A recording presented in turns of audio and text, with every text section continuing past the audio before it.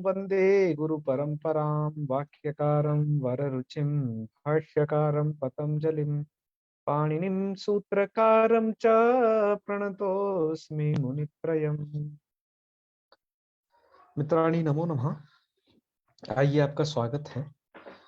मित्रों, हमने पिछली क्लास में द्विगु समास को पढ़ा था और उससे आज आगे हम कर्मधारय समास को पढ़ते हैं, किंतु उससे पूर्व हमने और द्विगु के कितने भेद पढ़े हैं उस सब पे चर्चा कर लेते हैं। और कर्मधारय के विषय में तो चूंकि पूर्व में पहले बता ही दिया है, तत्पुरुष समानाधिकरण कर्मधारय इस सूत्र के द्वारा, फिर हम उस पर चर्चा करेंगे। मैं द्विगु समास आपको इसलिए भी बता रहा हूं कि द्विगु और द्वंद्व में, वो द्विगु में और इस कर्मधारय में बड़ा झगड़ा है समानाधिकरण में। तो यह मैं आपको द्विगु बता देता हूं, इससे छोड़ करके आप सब जगह समझ लीजिएगा कि कर्मधारय ही होगा। आइए कुछ चर्चा कर लेते हैं इसमें। जैसे यहाँ पर तद्धितार्थ द्विगु को आप पहले लीजिए, और ये भी जो भी भेद है ना, ये तद्धितार्थोत्तर पद समाहारे च, इसको लेकर के ही है। और द्विगु जो संज्ञा है इसके विषय में आप पहले जान ही चुके हो कि तद्धितार्थोत्तर पद समाहारे च से होने वाला जो समास है इस सूत्र के द्वारा, और उसमें यदि संख्या पूर्व में जुड़ी रहती है तो वो द्विगु समास होता है। तद्धितार्थ द्विगु के कुछ उदाहरण हमने यहाँ संकलित किए हैं। आपको कुछ तो लघु सिद्धांत कौमुदी में मिल ही गए हैं, कुछ सिद्धांत कौमुदी में मिल जाए। तद्धितार्थ द्विगु में तो साणमातुरः, द्वयीमातुरः, पंच कपालः इत्यादि उदाहरणों को आप समझ लीजिएगा कि तद्धितार्थ द्विगु है। तद्धितार्थ द्विगु माने इसलिए कि यहाँ पर तद्धित प्रत्यय हो गया है, बस तद्धित के अर्थ में अगर प्रत्यय विधान हो गया, इसलिए वो तद्धितार्थ द्विगु कह देते हैं। दूसरी बात करते हैं हम पंचगवधना को लेकर के। पंचगवधना यहाँ पर उत्तर पद द्विगु है। उत्तर पद द्विगु का मतलब उत्तर पद के परे रहते जो समास विधान किया गया उसमें यदि संख्यावाची है तो वो द्विगु के नाम से वह भी फेमस होता है। तो इसमें पंचगवधन, हाँ यहाँ धन पूर्व में है तो पंचगव में ये समास हो गया। ऐसे ही दसगवधना बना लीजिएगा। ये द्वैन्ह प्रिय, इस प्रकार के उदाहरण पंचसख प्रिय, ये सिद्धांत कौमुदी में उद्धृत है। सिद्धांत कौमुदी में यहाँ पर द्वैन्ह जातः ऐसा ऐसे तत्पुरुष का उदाहरण दिया गया है। तो यही एक एकमात्र उदाहरण है, इसके लिए मैं कहता हूँ तत्पुरुष अनेक पद वाला भी होता है, तो वो ये द्वैन्ह प्रिय जैसे शब्द है, यहाँ पर अनेक पदों में ये सब आप तत्पुरुष देख देख रहे। द्वैन्ह प्रिय में ये है स्थिति, और इसको हम कहेंगे उत्तर पद द्विगु है। तीसरा जो बहुत ही फेमस है, जिसे द्विगु के रूप में प्राय आप सभी लोग जानते हैं और बताते भी हैं, जब भी द्विगु का नाम लो तो आप इस समाहार द्विगु को ही कहते हैं। तो वहां पर नियम यही है कि अकारांत द्विगु होता है तो वो स्त्रीलिंग में होता है। यदि वो पात्रादिगण में पढ़ा गया है तो उसका स्त्रीलिंग प्रयोग नहीं होता है। तो पंचगम, पंचपात्रम, त्रिभुवनम, चतुर्युगम, इस सब में समाहार द्विगु है। सप्ताह यहाँ पर पुल्लिंग क्यों है, यहाँ पर नपुंसक लिंग क्यों नहीं है, तो आपको एक नियम याद रखना होगा। रात्रा नहा पुंसी, ये जो है पुल्लिंग में ही प्रयोग होता है, क्योंकि इसके अह शब्द अंत में है। अह माने दिन, तो अह शब्द इसके अंत में है, तो इसलिए ये इसकी ऐसी स्थिति है। और फिर आपका नवरात्रम, और ये अकारांत द्विगु स्त्रीलिंग में होते हैं, उसके दो उदाहरण लिख दिए हैं, त्रिलोकी और पंचवटी इत्यादि जान लेना। और इसको छोड़ करके मित्रों बाकी जो कुछ भी है वो सब का सब आपका कर्मधारय तत्पुरुष है। ठीक है, कर्मधारय तत्पुरुष अनेक प्रकार का है, ये भी जान लेना। मैंने देखिए यहाँ पर एक बहुत ही प्रसिद्ध उदाहरण, आप सोच रहे होंगे सप्तर्षयः नहीं लिखा, ये द्विगु में क्यों नहीं है? मित्रों द्विगु में इसलिए नहीं है, आपके यहाँ पर तो दिक् संख्य संज्ञायाम सूत्र द्वारा समास हुआ है, क्योंकि सप्तर्षयः एक संज्ञा है। ठीक है, ऐसे ही नवग्रहाः, तो उन सभी जगह जो समास है उसको आपको कर्मधारय समझना चाहिए, है तत्पुरुष समानाधिकरण वाला कर्मधारय सीधा। तो ये समझने हैं यहाँ पर समास की स्थिति आपको स्पष्ट हुई होगी। अतः हम इस सप्तर्षय को द्विगु की श्रेणी में नहीं रखते हैं, क्योंकि सप्तर्षय को बहुत परीक्षा में पूछ चुका है, पूछता है, अतः छात्र यहाँ पर संख्या देख करके भ्रमित हो जाते हैं। लेकिन सूत्र आप याद रखें, हमेशा मैं फिर बता रहा हूँ, यदि तद्धितार्थ उत्तर पद समाहारे च सूत्र के द्वारा तद्धितार्थ उत्तर पद या समाहार में संख्या पूर्व में है तो ही वो द्विगु है। और सप्तर से हमें समास करने वाला सूत्र है आपका दिक संख्ये संज्ञायाम। तो इसलिए यहाँ पर भैया आप नहीं कर पाते हो द्विगु समास, ठीक है, ये भेद है। मैंने पहले ही बताया कि द्विगु में भेद इसलिए बता रहा हूं कि अब इससे बचे खुचे आप सब कर्मधारय समझिएगा, क्योंकि कर्मधारय तत्पुरुष जो है अनेक विधा है। आइए उसमें हम पहली विधा पर चर्चा कर लेते हैं। जैसे पहला प्रकार है इसका, यहां से देखते हैं, जो बहुत ही प्रसिद्ध है, सबसे पहले नंबर का प्रकार, जिसे पूरी दुनिया जानती है कि हाँ जी यह है कर्मधारय आपका। ये जो कर्मधारय है ये विशेषण पूर्व पद का, अर्थात इसके विशेषण पूर्व पद में रहेगा। और समानाधिकरण तो होता ही है भैया, द्विगु द्वंद्व में समानाधिकरण तो एक कॉमन सी चीज है। तो विशेषण पूर्व पद का समानाधिकरण तत्पुरुष, इसको आप कह सकते हैं कर्मधारय। दूसरे शब्दों कि ये है आपका कर्मधारय समास। कर्मधारय समास के कई सारे प्रकारों की हम आगे चर्चा करेंगे। आज हम विशेष रूप से पढ़ेंगे विशेषण पूर्व पदक समानाधिकरण तत्पुरुष को, जिसे आप कर्मधारय कहते हैं, इसको पढ़ेंगे। मित्रों एतत् विधायक सूत्र है विशेषणम विशेषण बहुलम। इस सूत्र के द्वारा विशेषण और विशेष्य का बहुलता से समास हो जाया करता है। मित्रों सूत्र में दिया गया विशेषणम पदम वृत्ति वृत्ति में भेदकम के नाम से कहा गया है। सूत्र में दिया गया विशेषणम पदम वृत्ति में भेदेन के नाम से कहा गया है।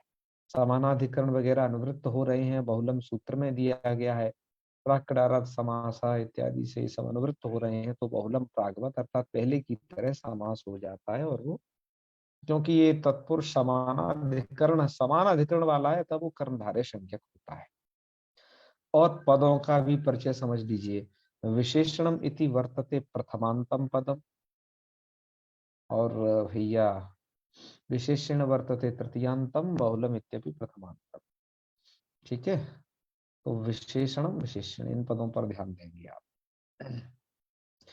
विशेषणम का मैंने जो भी बताया भेदकम अर्थ किया गया है, अतः हमने यहाँ पर इसे भेदकम रख लिया। भेदकम अर्थ क्यों किया गया उसके पीछे सीधा सा कारण है, मैं आपको बता देता हूं, जिससे आप तत्काल ही समझ जाएंगे। जैसे मैं कहूं कमलम, तो कमलम से तो जितनी भी कमल प्रजाति है, लाल पीली हरी नीली सब प्रकार की गृहीत होगी। हरा कमल नहीं भैया, हरा नहीं होता, ठीक है, लाल होता है और पीला भी होता है, नीला भी होता है, श्वेत भी होता है। चलो हरा नहीं होता ना भैया, होए तो भैया बताना, हमें तो नहीं दिखा है। तो विशेषण का मतलब होता है भेदक। क्यों? मैंने कमलम कहा, तो कमलम मैंने से जब मैंने बोल दिया ना नील कमलम, तो नील इस विशेषण ने व्यावृत्ति करा दी और कमलों से उसमें भेद डाल दिया है, तो उसमें रक्त छूट जाएंगे, श्वेत छूट जाएंगे, ये सभी कमल छूट जाएंगे। अतः इसको क्या कहा है शास्त्रों ने? भेदकम। क्यों कहा भेदकम? समझ गए ना, ये भेदक है विशेषण, उसको विशेषण से कह सकते हैं। तो आप एक रूप में ऐसे कह लीजिएगा कि भेदकम अर्थात विशेषण का, भेद देना अर्थात विशेषणेन समानाधिकरणेन सा। समानाधिकरण मतलब क्या है? जब दोनों एक ही द्रव्य को कहें, अर्थात नील भी वही है और उत्पल भी वही है, एक ही द्रव्य है, दोनों को अलग करके नहीं आप देख सकते हैं। और उसको और सरल तरीके से समझने के लिए समान विभक्ति के ना, ऐसा ऐसा भी टीकाकारों ने इसे लिखा है। अर्थात दोनों में जब समान विभक्ति हो तो बहुलम प्रागवत, तो बहुलता से होता है। बहुल क्या चीज है, हम पहले भी आपको जब बताए हैं, कृतलिटोर बहुलम सूत्र जब आपको पढ़ाया था कृदंत पूर्व कृदंत में, तो उधर आपको बताया था ये सब, है ना, ये आपको कृत प्रक्रिया में पढ़ाया था। फिर भी उस बहुलम पद को थोड़ा समझ लीजिए, बताया था वहां के क्वचित प्रवृत्ति क्वचित प्रवृत्ति, क्वचित विभाषा क्वचित अन्य देव, और विधेर विधानम बहुधा समीक्षा चतुर्विधम बाहुलकम वदंती। क्वचित प्रवृत्ति क्वचित अप्रवृत्ति ही, पहले अंश को देखिए, क्वचित प्रवृत्ति कहीं नियम प्रवृत्त होता है, क्वचित अप्रवृत्ति कहीं नियम प्रवृत्त नहीं होता है, क्वचित विभाषया कहीं पर विकल्प से होता है, चौथा अंश है क्वचित अन्य देव, और कुछ भगवान के भरोसे ही हो जाता है। ये भैया विधिर विधानम बहुधा समीक्षा, विधिर विधानम, विधियों का जो विधान है अर्थात कार्याणाम विधान, बहुत प्रकार का जान करके चतुर्विधम बाहुलकम वदंती, 4 प्रकार का हम बाहुलक कहते हैं। तो यह जो समास होता है बहुलम बहुलता से होता है। आइए पहले तो हम सामान्य रूपेण कर लेते हैं, फिर बहुलता की चर्चा को भी कर लेंगे। मूल कार्य उदाहरण यहाँ पर प्रस्तुत किया है, नीलम उत्पलम इति नीलोत्पलम।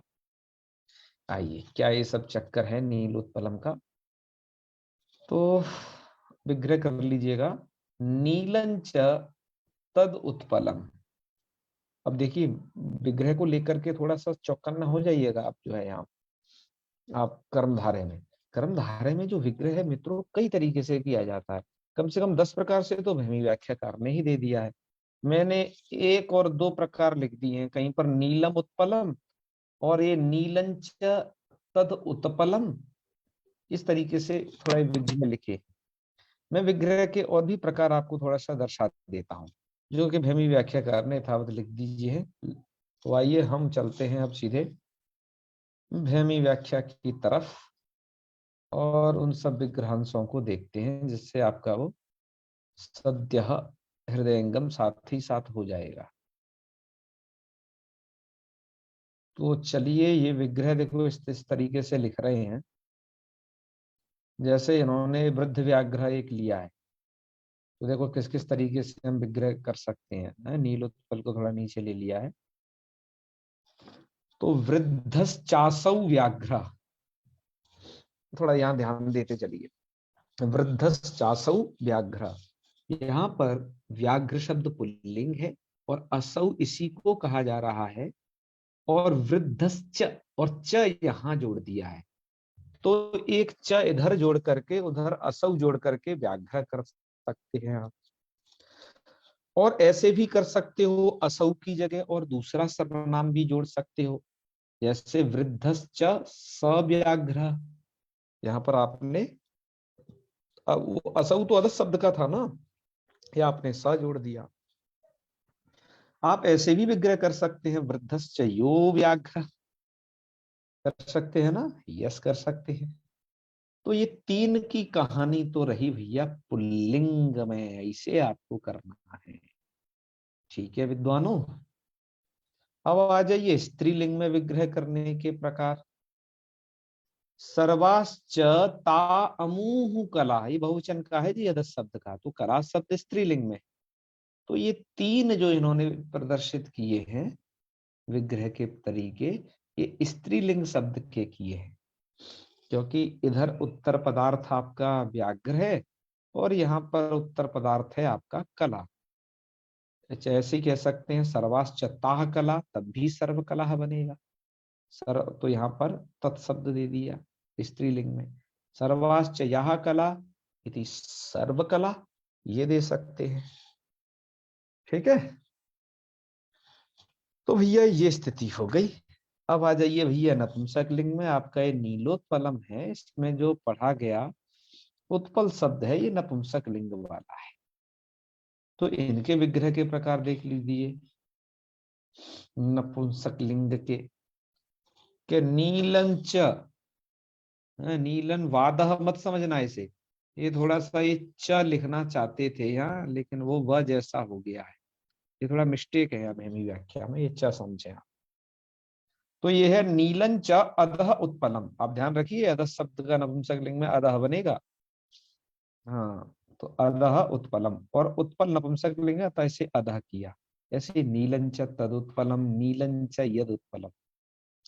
और एक बात ध्यान रखिए, ये जो विग्रह किया है यहाँ पर च लगाया जरूर है, इस साइड में आप सब देख रहे हो ना, दिस इज वन साइड, सब जगह च च च लगा हुआ है। लेकिन और भी तरीके से कुछ विग्रह करते हैं। एक तो आपने सभी लिंगों में देख लिया, और वो प्रकार ये है कि कई लोग उत्तर पद के अंत में भी च का प्रयोग कर देते हैं, जैसे वृद्धश्चासौ व्याघ्रश्च, एक च इधर जोड़ दिया। और ये अदस हो, तद हो, यत, जो कोई हो, अपने भैया लिंग देख लेना कौन सा है वो बाद में, उसके अनुसार ये विशेष्य के अनुसार इन्हें लिंग लगा करके प्रयोग करना। इतनी बात जाने ना, बड़ी काम की बातें हैं सब। कुछ बात और बता देते हैं कि बिना चा के भी विग्रह कर दिया जाता है, चा को बाद में भी लगाया जाता है तो अलग स्थिति है, बिना चा लगाए भी इसका विग्रह होता है। देखो मूलकार ने तो वैसा ही कर रखा है। वरदाचार्य को देखोगे तो नीलम उत्पलम, बस नीलोत्पलम। अब झंझट ही खत्म है कि बाद वाला पुल्लिंग है, स्त्रीलिंग है, नपुंसक लिंग है, कुछ करने की जरूरत नहीं, चा को भी है तो नीलम उत्पलम ऐसा कर दिया। और ऐसा भी होता है, ये नहीं लगाए जाते हैं दोनों साइड में, जैसे नीलम च उत्पलम च नीलोत्पलम। ये मैं विग्रह के इतने सारे प्रकार आपको इसलिए बता रहा हूँ कि जब भी आप ना मल्लिनाथ सदृश टीकाओं को पढ़ोगे ऐसे विद्वानों की, जिसमें तो वो कई तरीके से आपको विग्रह टीकाकारों की दिखेगी, और आप कहोगे अरे जी इसका तो विग्रह ऐसा होता नहीं, हमने तो ऐसा ही ऐसा सुना है। तो इसलिए हम आपको पूरी बात सुनाई देते हैं, जिस जिस तरीके से विग्रह मिलता है आप में सबको देख लीजिएगा। तो चलिए जी, नीलम उत्पलम नीलोत्पलम, विग्रह आप समझ ही गए। लौकिक अलौकिक समझने में कोई दिक्कत नहीं होगी। नीलशु उत्पलसु, समास कर दीजिएगा कौन सूत्र से, विशेषणम विशेषण बहुलम, इस सूत्र से हो जाएगा यहाँ समास। समास होने से क्या होता है, समासत्वात् प्रातिपदिक संज्ञा, प्रातिपदिकत्वात् विभक्ति लोपः, ये है। और आपका उपसर्जन संज्ञा पूर्व प्रयोग। याद रखें, यहाँ पर विशेषणम विशेषण बहुलम से समास हुआ है। विशेषणम शब्द आपका प्रथमांत है, अतः इसका ही पूर्व में प्रयोग हो जाएगा।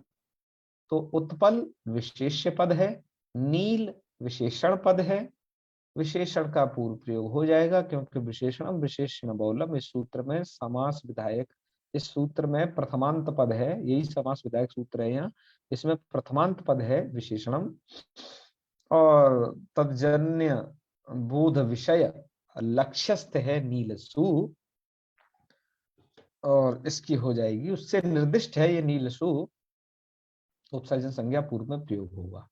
अतः हम इसे कहेंगे विशेषण पूर्व पद का, यहाँ विशेषण ही पूर्व में प्राय प्रयोग रहेगा। ठीक है जी।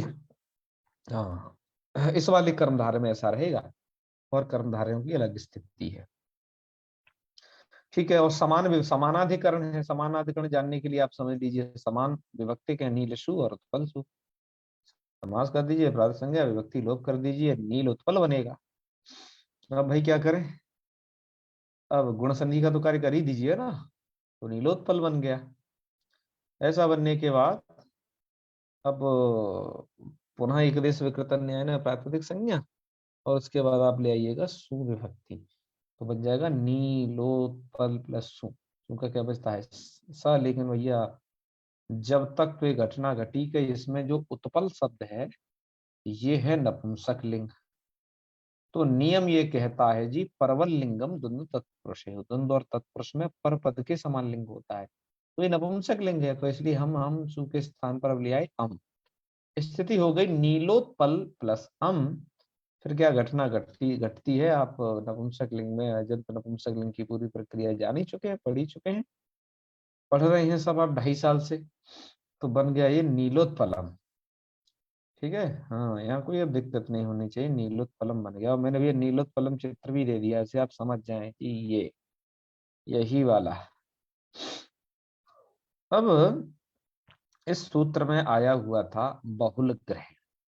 क्या आया था, बहुल ग्रहण, बहुलम प्रागवती है, जो समास होता है बहुलता से होता है। मैं आपको अन्य उदाहरण भी यहाँ पर देता हूँ, और ये भी बताता हूँ कि भेदम भेदकम विशेषणम होता है, भेद्यम ये विशेषण होता है, तो इसके लिए एक श्लोक लिखा है गीता पुरस्कार ने, ये कि भेद्यम विशेष्यमित्याहुर भेदकम तु विशेषणम प्रधानम तु विशेष्यम स्याद अप्रधानम विशेषण। इसका अर्थ है ये कि भेद्यम विशेष्यम इत्या आहु, आहु माने के उसको कहा है, भेद्य को विशेष्य कहा है, और भेदकम तु विशेषण, विशेषण को भेदक कहा है, और प्रधानम तु विशेष्यम स्यात्, प्रधान कौन होता है विशेषण और विशेष्य में से, तो बताया जी विशेष्य प्रधान होता है।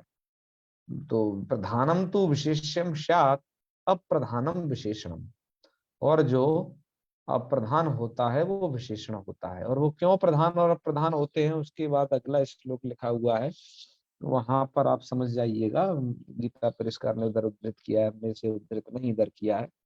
आप ऐसे समझ लीजिएगा, विशेष्य हो गया आपका रेलगाड़ी का इंजन, और विशेषण हो गए आपके उसके पीछे के डिब्बे। तो ये प्रधान इसलिए हो जाएगा कि भैया जब इंजन चलेगा तभी ना डिब्बे चलेंगे। तो तो ये जो है अपने अर्थ समर्पक विशेषण पद सब उधर विशेष्य में अर्थ समर्पक होते हैं, इसलिए उसकी प्रधानता है।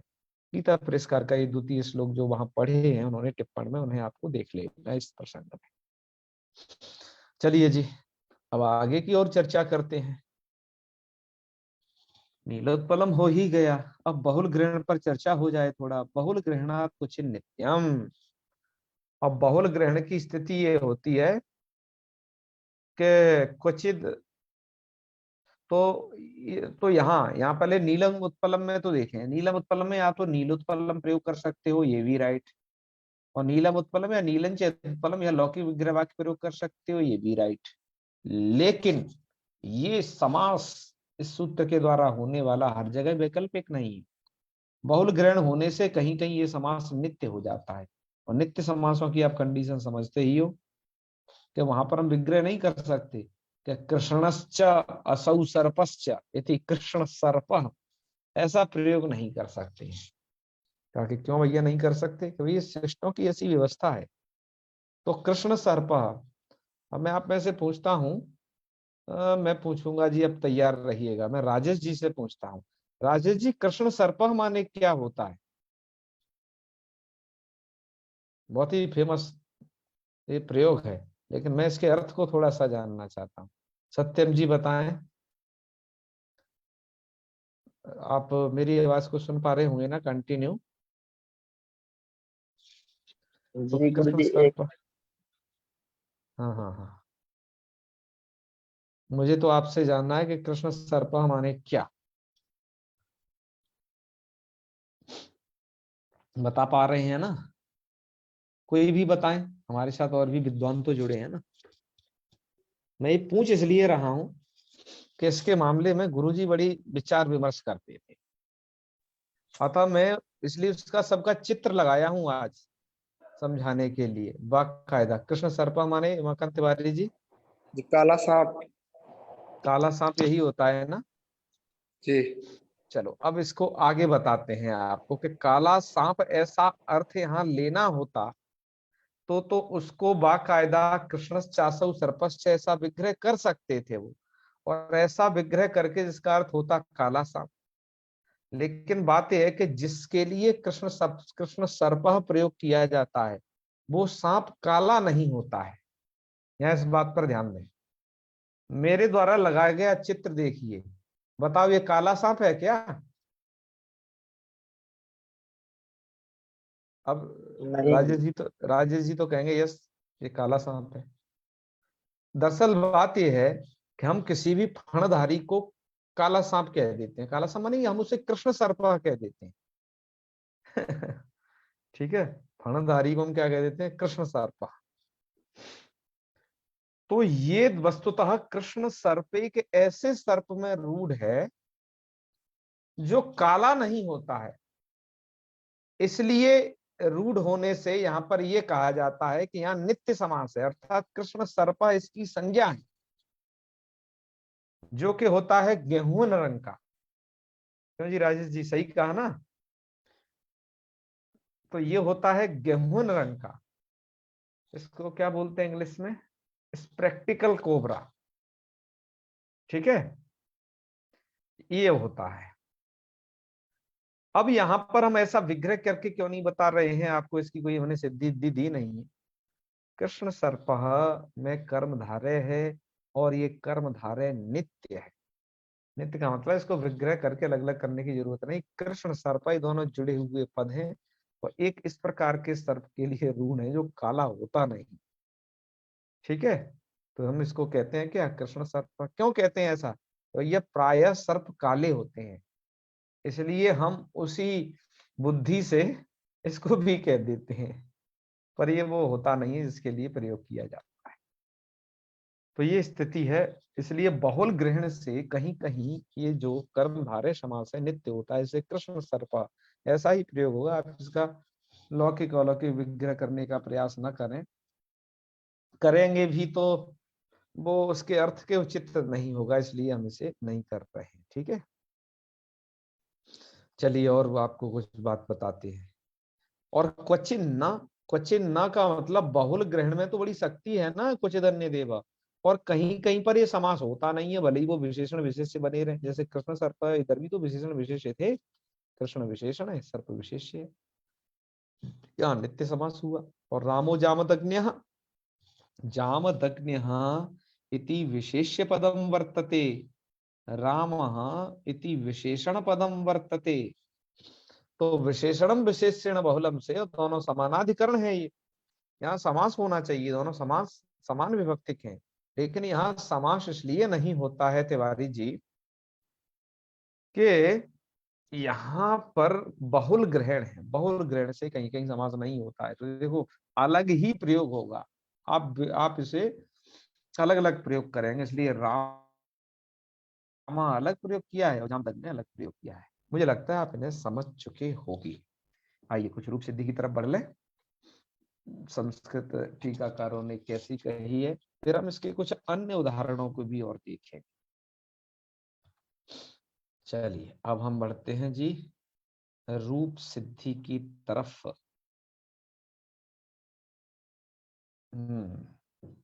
तो सबसे पहले हमारे सुधा व्याख्याकार हैं, क्या कहे हैं सुन लीजिएगा। बड़ा बढ़िया लिखे हैं जी विशेषण के बारे में। लिखते हैं ये यहां से कि विशेष्यते अनेन इति विशेषण, जिसके द्वारा विशेषित किया जाए उसे विशेषण कहते हैं। इतर इतरस्माद व्यावर्तकम, वो अलग से व्यावर्तन करता है, मानने कि उसे हटाता है। हटाता है का मतलब उसकी अलग खासियत बताता है। व्यावर्त्यम तो विशेष्यम, और जो व्यावर्त्य होता है वो विशेष्य होता है। भिन्नत्वेन ज्ञायमानम, ये लिखा। चलो कौन कौन क्या दिक्कत हुआ ये कह करके अब नीलोत्पलम की सिद्धि पर कूद पड़ते हैं। नीलोत्पलम, तो नीलसु उत्पलसु इत्यत्र विशेषणम विशेषण बहुलम इति समासे समासत्वात् प्रातिपदिकत्वेन शुको धातु प्रातिपदिको इति शुको लुकि एकदेश विकृत न्यायेन समुदायात् सौ सो रमि पूर्व रूपे च तत्सिद्धि, तो तत्सिद्धम तत् अर्थात वह बन जाएगा नीलोत्पलम इति सिद्धम। तो ठीक है, तो सामान्य ही दिया भैया, यहाँ तो कछु विशेष बात लिखी नहीं, फिर तो अगले सूत्र पर जंप कर गए सीधे। जिन व्याख्याकार को देखें भैया ये क्या कहे। वीवी मिरासी जी की लघु सिद्धांत कौमुदी है मित्रों, मोतीलाल से छपी थी कभी। चलिए इनको भी देख लेते हैं। उन्होंने भी लगभग वैसी ही बातें कही हैं, विशेष्यते अनिति विशेषणम करने लिट। और मैंने भी आपको विशेषण विशेष को और भी कई जगह समझा दिया है जहां जहां पर इसका प्रसंग आया है, अतः मैं यहाँ बहुत ज्यादा आपको बता भी नहीं रहा हूँ। विशेषण विशेष की थोड़ा कम चर्चा की है अन्य जगह से। तो ये लिख भी रहे हैं जी, ऐसा भैया समानाधिकरणत्वात् कर्मधारय संज्ञा भी बहुलम के बहुलक ग्रहणम किमर्थम, बहुलक ग्रहण यहाँ क्यों कर रहे हो कि विभाषा इत्यधिकारात् समासस्य वैकल्पिकत्व सिद्धि स्यादेवेति चेद उच्यते। बहुल पदेना नाना प्रकाराः द्युत्यन्ते, बहुल ग्रहण से तो नाना प्रकार की विधियां इकट्ठी हो जाती हैं, अर्थात नाना तरीके से हम कार्य कर सकते हैं। क्वचित समासो नित्यम भवति यथा कृष्ण सर्पः, क्वचित न भवति यथा रानुजामदग्न्यः, और क्वचित उभयथा, कहीं दोनों तरीके से भी चलता है कि विभाषया भी समास होता है। तो नीलम उत्पलम, ये विग्रह वाक्य भी रहेगा, और नीलोत्पलम समास युक्त भी ये साधु रहेगा। तो इस तरीके से इन्होंने यहाँ पर थोड़ी सी सिद्धि की है। अब इसी तरह विशेषण पूर्व पद वाले और कौन कौन से समास हैं, हम इनको देख सकते हैं धर्मी व्याख्या से। आइए इनको देख लेते हैं। इसी तरीके के समास में तो ये जो भी आप अब यह उदाहरण पढ़ रहे हैं, इनमें विशेषण पूर्व पद है, विशेष्य उत्तर पद है, और जैसा लिंग विशेष्य पद का है तदंत वैसे ही ये समास हो रहे हैं। ध्यान रखिएगा, विशेष यदि पुल्लिंग है तो पुल्लिंग, स्त्री है तो स्त्रीलिंग, नपुंसक है तो नपुंसक है। जैसे पुण्यम च तत्तीर्थम, देखो तत् दे रहे हैं ना, हाँ तीर्थम है इसलिए दे रहे हैं। तो पुण्य तीर्थम कौन समास है? कर्मधारय है। और संतप्ताय, संतप्तम च तदय अय, तो तद अय शब्द नपुंसक लेंगे इसलिए अय। तो वृद्धश्चासु व्याघ्र वृद्ध व्याघ्र, ये तो दे ही दिया है। विद्वांसश्चासौ जनः इति विद्वज्जनः, वाह ये बढ़िया है। यत्र विद्वज्जनो नास्ति श्लाघ्यते तत्राल्पधीरपि निरस्तपादपे देशे रण्योपि दुर्मायते। बड़ी ही प्रसिद्ध सुभाषितम है, उसमें शब्द का प्रयोग है। निर्मलाश्च ते गुणा, हाँ तो गुण शब्द बहुवचन है और पुल्लिंग है इसलिए ते गुणा, इसलिए निर्मल गुणा। शकलाश्च ताः कलाः, सकला सकल कलाः। तो यहाँ पर हो गया है भैया 6 नंबर। 6 नंबर पर क्यों प्रक्रिया लिखे हैं शायद। पुंबद भाव के लिए थोड़ा विशेष सूत्र दर्शाए हैं। कर्मधारय जातीय देशी येषु सूत्र के द्वारा। और सकल कला का कहाँ प्रयोग हुआ है? पंचतंत्र के आरंभ में हुआ है कि सकल कला पारंगतो अमर शक्तिर नाम राजा बबुआ। बढ़िया है भैया, अच्छे तरीके से दिया है कायदे से। तो सकलाश्चता कला थी सकल कला, इसलिए वो पुंबद भाव हो करके ये हो गया है। चलिए आगे बढ़ जाए। पूर्वंच तद अर्धम इति पूर्वार्धम, ठीक है यही समास है। परंच तदर्धम इति परार्धम, नवश्च असौ अवतारः इति नवावतारः। तो यहाँ पर 6 नंबर है, कितना है? 9 है। ये 9 में क्या है? कुछ दिया है 9 में।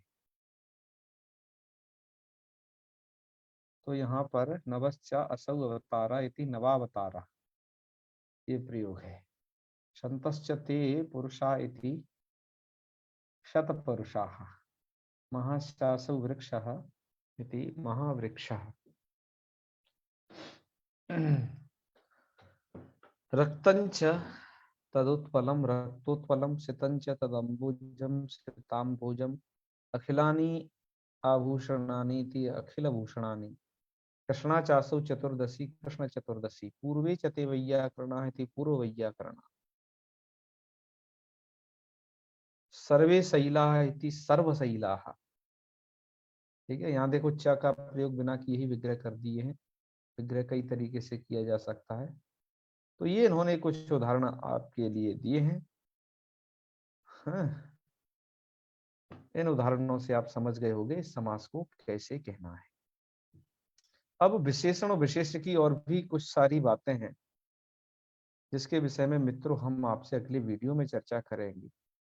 इस वीडियो को अब यहीं तक बनाते हैं। आगे का भैया मटेरियल अब समाप्त हो गया है, उस पर आगे विचार करके उसको बना करके स्लाइड नुमा तब आपके सम्मुख हम प्रस्तुत करेंगे। कुछ चीज इसमें है, विशेषण किसे समझा जाए और विशेष्य किसे समझा जाए, क्या विशेषण और विशेष्य हमेशा नियत होते हैं क्या है, इस पर विचार होगा। और कर्मधारय के और जो भी प्रकार हैं अभी कुछ बच गए, उन सभी पर चर्चा अगले वीडियो में कर ली जाएगी। तो अब दूसरे वीडियो में या कर्मधारय समास को हम समाप्त करके और अगले मध्यम पदलोपी और उपमान और नए तत्पुरुष इत्यादि में आगे बढ़ेंगे। तो आज लेते हैं आप लोगों से यहीं तक के लिए विदा, करते हैं समापन। चलिए जी। ओम सर्वे भवन्तु सुखिनः, सर्वे सन्तु निरामयाः, सर्वे भद्राणि पश्यन्तु, मा कश्चित् दुःखभाग् भवेत्। ओम शांति शांति शांति। सर्वेभ्यो नमो नमः। शुभ रात्रि।